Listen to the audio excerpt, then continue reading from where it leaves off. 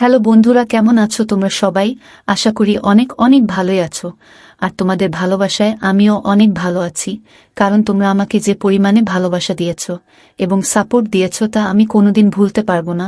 তাই তোমাদেরকে মজা দেওয়ার জন্য আবারও একটি নতুন গল্প নিয়ে হাজির হলাম। গল্পটি শোনার মতো, আশা করি তোমাদের দাঁড়িয়ে যাবে এবং তোমরা হাতের কাজ করতে সবাই হেডফোন নিয়ে বসে যাও।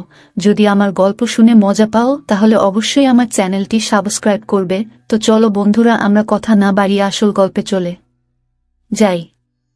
আমার 14 বছর বয়সে মালকিন আমাকে তার বাড়িতে নিয়ে যান এবং আমাকে 500 টাকা দিয়ে মালকিন নিজের শরীরে ম্যাসেজ করাতেন। আমি 500 টাকায় রাজি হয়ে মালকিনের শরীরে ম্যাসেজ করতাম। কিন্তু একদিন রাতে মালকিন বলতে শুরু করলেন, প্রতাপ, আজকে রুমের লাইটটা বন্ধ করে দাও। আমি চুপচাপ লাইটটা বন্ধ করে দিলাম। আমি জ্ঞান হারিয়ে ফেললাম যখন মালকিন, আমি যে বয়সের মধ্যে দিয়ে যাচ্ছি, এই সময়টা একটা ছেলের জন্য অনেক কঠিন সময়, কারণ তাদের মনোযোগ তাদের সামনে উপস্থিত মহিলাদের দিকে পড়ে। এমন অবস্থায় কারো শরীরে মালিশ করা আমার জন্য খুব সমস্যার সৃষ্টি করে।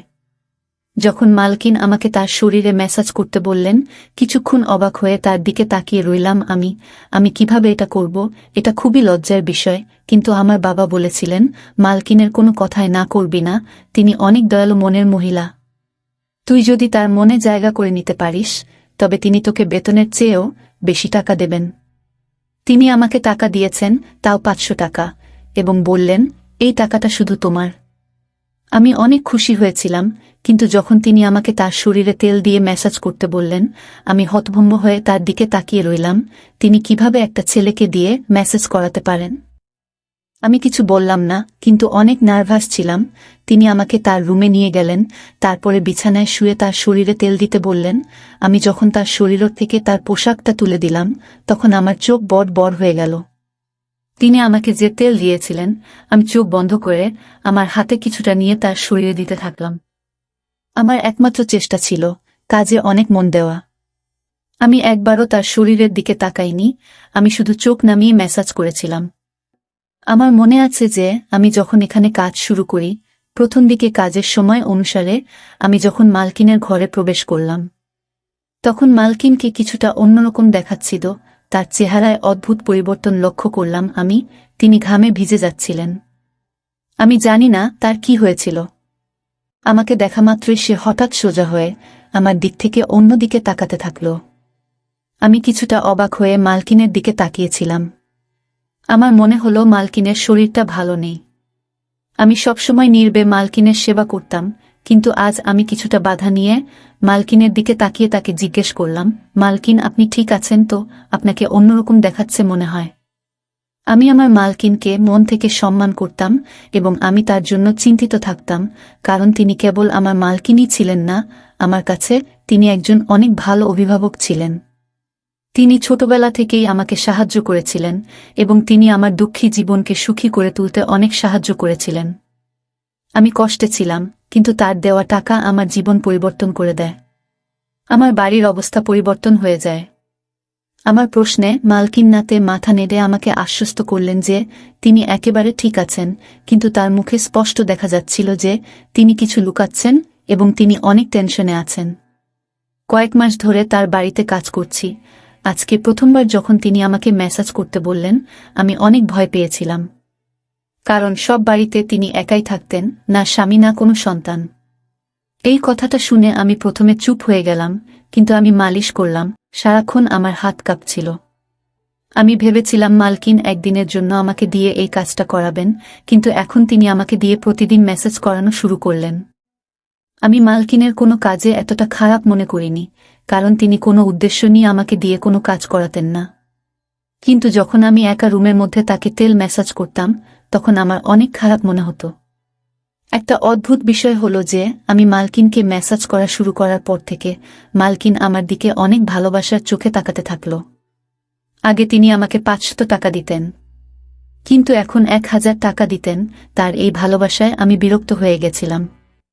কিন্তু আজও প্রতিদিনের মতো আমি তেলের বোতল হাতে নিয়ে ম্যাসাজ করতে গেলাম। আমি 14 বছর বয়স থেকে মালকিনের শরীরে ম্যাসাজ করে আসছি। এই কাজটি আমাকে অনেক বিভ্রান্ত করত। আমার মালকিনের উপর রাগও হতো, কারণ তিনি আমাকে দিয়ে এসব কাজ করাতেন, কিন্তু আমি এসব করতে বাধ্য ছিলাম। কারণ আমার টাকা চাই এবং কাজের বিনিময়ে আমার মালকিন আমাকে প্রতিদিন 500 টাকা দিতেন, তাই আমি নির্বে মালকিনের জন্য এই কাজটি করতে থাকলাম।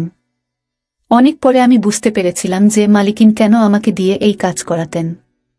আমি তেল নিয়ে আমার মালকিনের বিছানায় বসলাম। তারপরে হঠাৎ মালকিন আমাকে বলল, প্রতাপ, ঘরের আলো নিভিয়ে দাও। আমি অবাক হয়ে মালকিনের দিকে তাকালাম।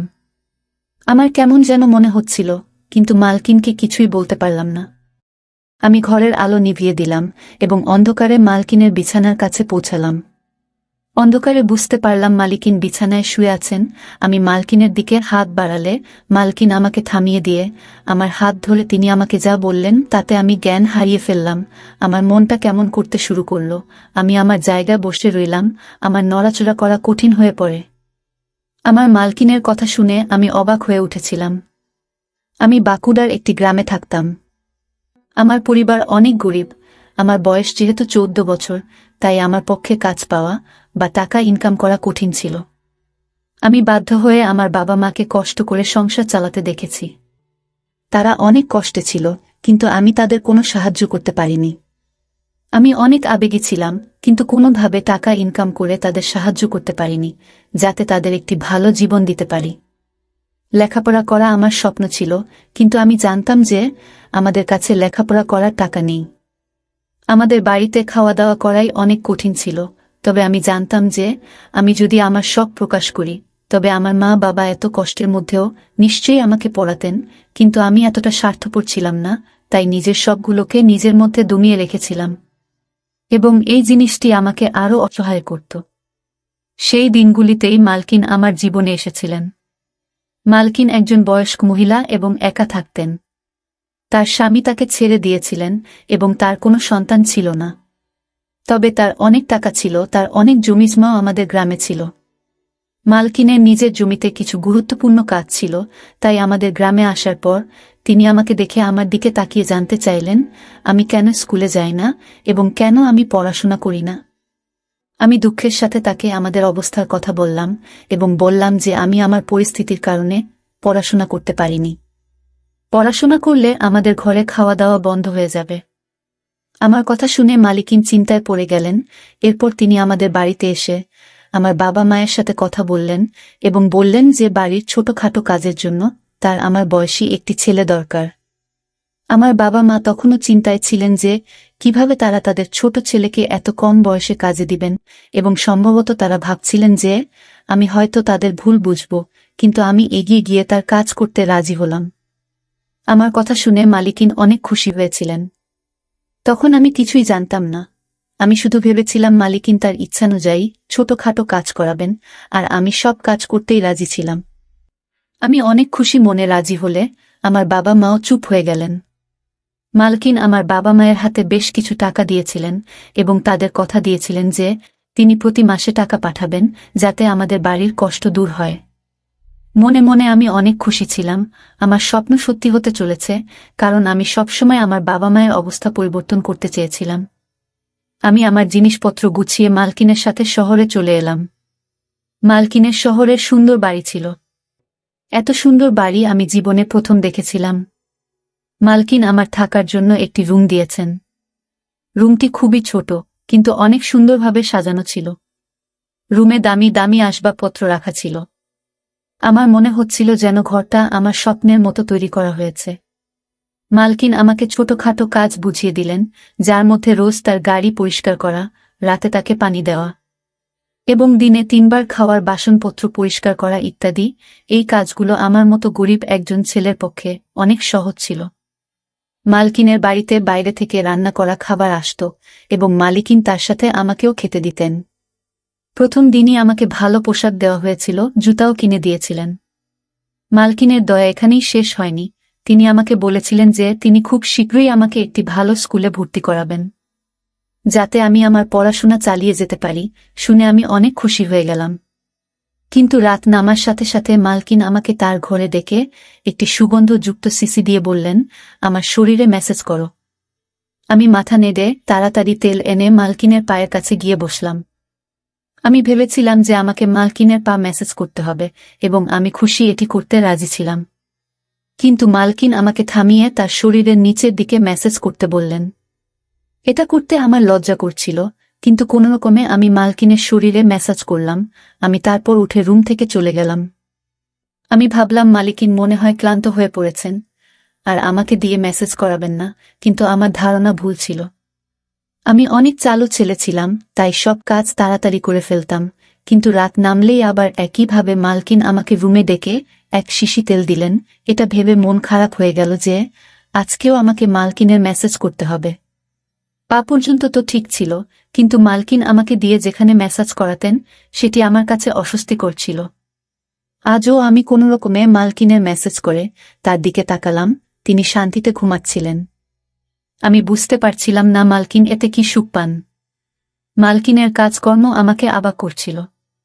3 দিন পরেই মালকিন আমাকে একটি ভালো স্কুলে ভর্তি করিয়েছিলেন। আমি আমার মালকিনের জন্য পাগল ছিলাম, কিন্তু আমার মালকিনের মেসেজ করতে ভালো হতো না। মালকিন এটি তার রুটিনে পরিণত করেছিলেন, আর প্রতিদিন সে আমাকে মেসেজ করতে বলতেন।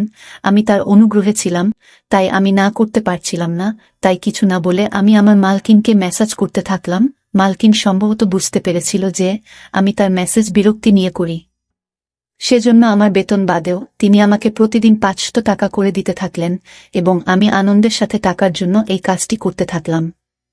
এইভাবে আমি মালকিনের বাড়িতে অনেক দিন ছিলাম, এবং এখন আমি এতে অভ্যস্ত হয়ে গেছি।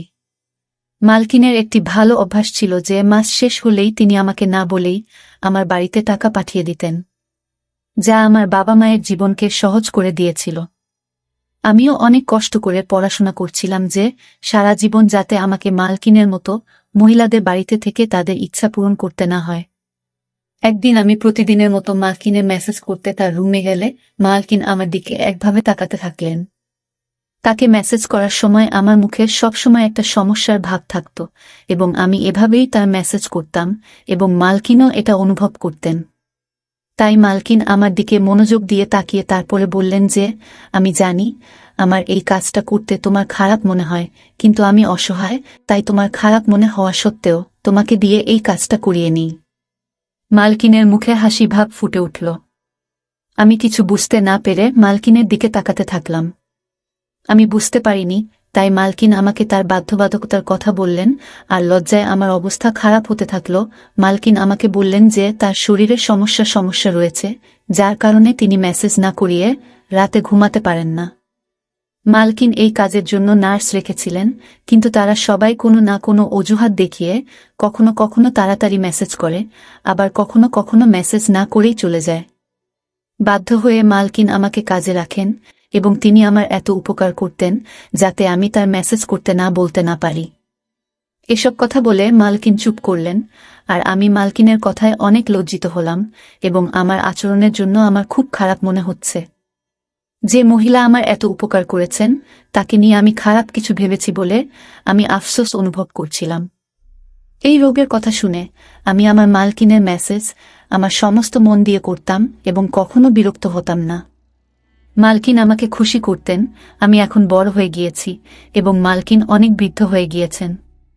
একদিন আমি মালকিনকে মেসেজ করতে তার রুমে গিয়ে দেখলাম মালকিনের অবস্থা অনেক খারাপ। আমি জিজ্ঞাসা করলেও মালকিন আমাকে কিছুই বললেন না। আমি যখন মেসেজ করা শুরু করলাম, প্রথমবারের মতো মালকিন আমাকে লাইট অফ করতে বললেন। আমি অবাক হয়েছিলাম, কিন্তু আমি তার কথা মেনে লাইট বন্ধ করে তার কাছে গিয়ে বসলাম। এমন সময় মালকিন আমার হাত ধরে আমাকে বললেন, আজ আমার শরীর অনেক খারাপ মনে হচ্ছে, আর শরীরেও ব্যথা হচ্ছে। আমার মনে হচ্ছে আমার সময় ঘনিয়ে এসেছে। মালকিনের কথা শুনে আমি ঘামতে থাকলাম। আমি নীরবে বসে রইলাম। মালকিন বললেন, তোমার যত্ন আমার মন জয় করে নিয়েছে। আমার যদি ছেলে থাকত তবে তোমার মতো আমার যত্ন নিত। আমি তোমাকে আমার ছেলে মনে করি। আমি আমার সমস্ত সম্পত্তি তোমার নামে করে দিয়েছি। নিজের খেয়াল রেখো। মালকিন এই কথা বলেই তার হাত নিচে পড়ে গেল। আমি তাড়াতাড়ি উঠে লাইট অন করে মালিককে দেখে দ্রুত ডাক্তারকে ডাকলাম। মালকিন একেবারে স্থির। ডাক্তার চেক আপ করে মালকিনকে মৃত ঘোষণা করলেন। আমি হতভম্ব হয়ে কাঁদতে কাঁদতে পাগল হয়ে গেলাম। মালকিন আমার মায়ের মতো ছিলেন, যদিও তিনি আমার মা ছিলেন না, কিন্তু আমাদের মধ্যে সম্পর্কটা মা ছেলের মতোই ছিল। আর তার উকিল পরের দিনই তার সমস্ত সম্পত্তি আমার হাতে তুলে দিয়েছিলেন। আমি অনেক বড়লোক হয়ে গেছি এবং আমি মালকিনের বাড়িতেই থাকি। আমার বাবা মাও আমার সাথে থাকেন। আমার জীবন অনেক সুন্দর হয়ে উঠেছে। আমার মালকিন অনেক সুন্দর মনের মহিলা ছিলেন। বন্ধুরা, আজকের ভিডিওটা এখানেই শেষ করলাম। অনেক কষ্ট করে ভিডিওটি আপনাদের জন্য বানিয়েছি। যদি ভিডিওটি আপনাদের ভালো লেগে থাকে তাহলে একটা লাইক করবেন এবং চ্যানেলটি অবশ্যই সাবস্ক্রাইব করবেন। এই আশা ব্যক্ত রেখে আপনাদের কাছ থেকে বিদায় নিচ্ছি আমি। দেখা হবে আগামীকালের নতুন কোনো ভিডিওতে। সে পর্যন্ত সবাই ভালো থাকুন, সুস্থ থাকুন। ধন্যবাদ।